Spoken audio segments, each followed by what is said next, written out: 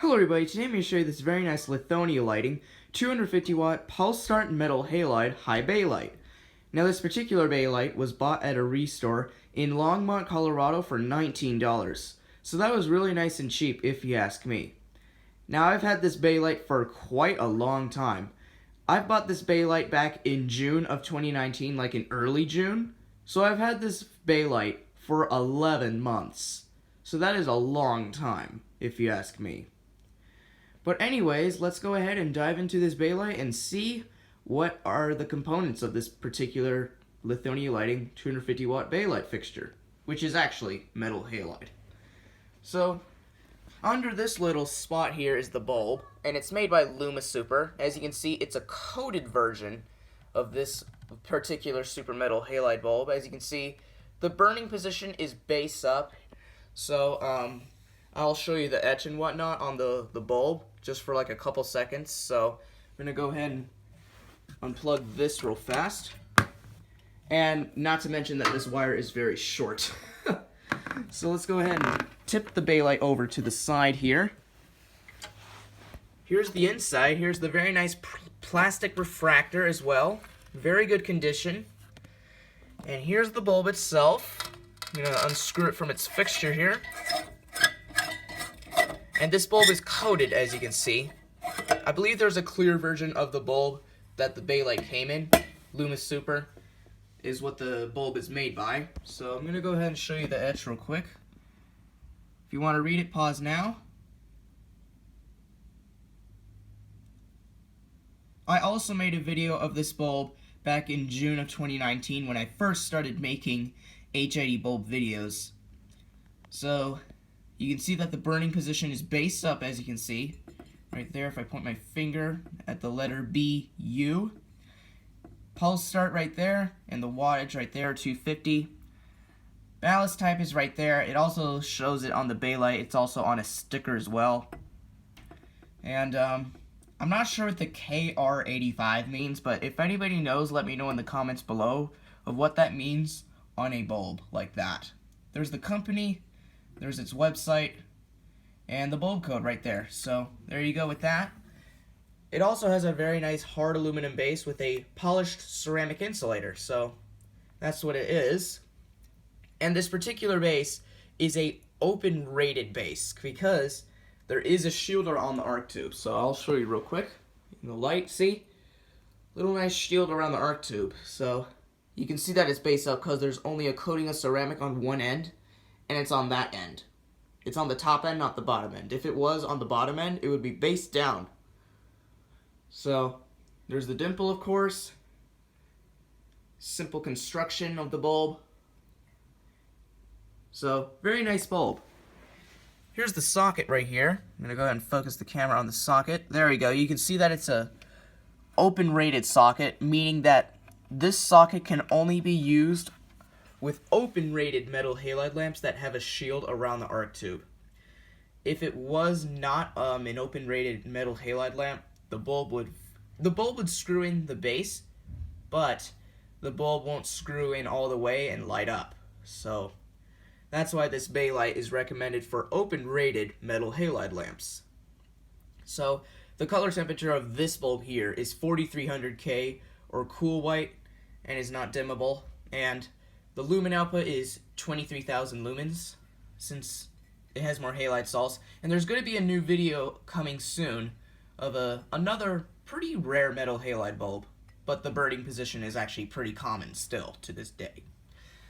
So here's the inside. Of course, we have the nice plastic refractor and a little aluminum reflector right here. I'm going to go ahead and screw the bulb back in now that we're done looking at the bulb.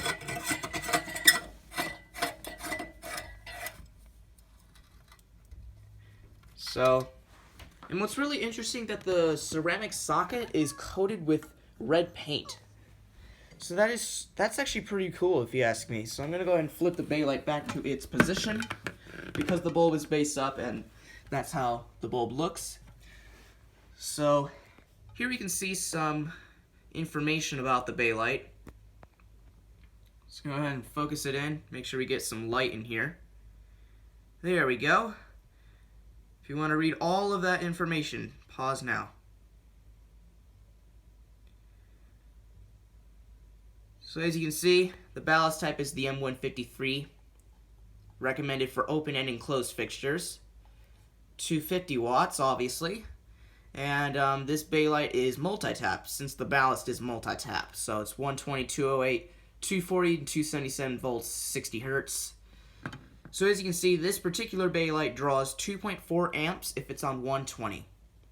And as a fun fact, if it's on 240 volts, which is double the amount of 120, it only draws 1.2 amps.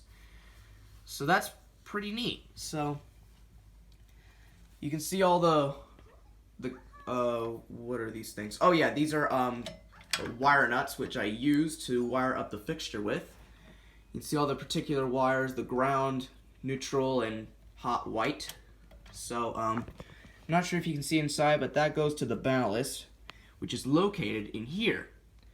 And I'm just too lazy just to open up this compartment of this bakelite here, because I just don't want this video to be too long. So anyway, here's the side of the bakelite. I'm pretty sure this is where the ballast is, right here. And there is an igniter in this bakelite fixture, since it's pulse start. The M153 is actually the pulse start version of a 250 watt metal halide.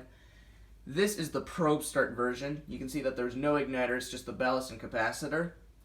And it's just that's the M58. There's a difference. So there's a difference between the ballast type and what type of component it uses to power the lamp up. So that's the difference. This is pulse start, that's probe start.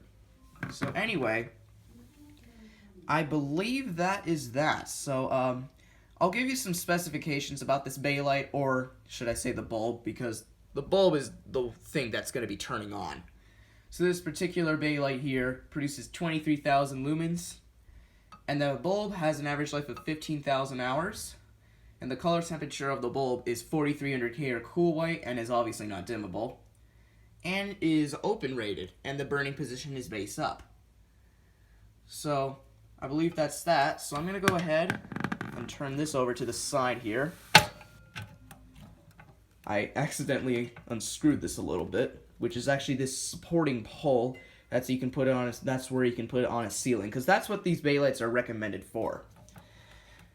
And I believe in my closet there is this little metal strap that came with the bakelite when I got it. So yeah, it's huge. It is really, really big. So this is like, you know, the shield. Just in case if the outer bulb breaks, it can fall onto this metal strap or metal stuff on here, and the bulb doesn't fall down on the ground, and it doesn't start a fire. So that's what this is for. This is for like protecting if the outer bulb actually breaks, even if the bulb is an open rated lamp. So I'm gonna put it back. And I also forgot to mention, I have a lot of bulbs in here. Look at all these lamps. So anyway, I believe that's that. Let's go ahead and turn on the bakelite. So I'm going to point it like this. And warning to headphone users, this bakelite has a loud ballast. So if you want to listen to the ballast very loudly, then turn up your volume. If you bakelite or ballast buzzing fans are into this. So I'm going to plug it into its socket. And it's not on since the switch is off. So, anyway, believe that's that. Let's go ahead and turn on the bakelite and set the camera right here. So, anyway, make sure we get a good view of the whole bulb itself. Focus it in. Alrighty, let's turn on the lamp. Here we go.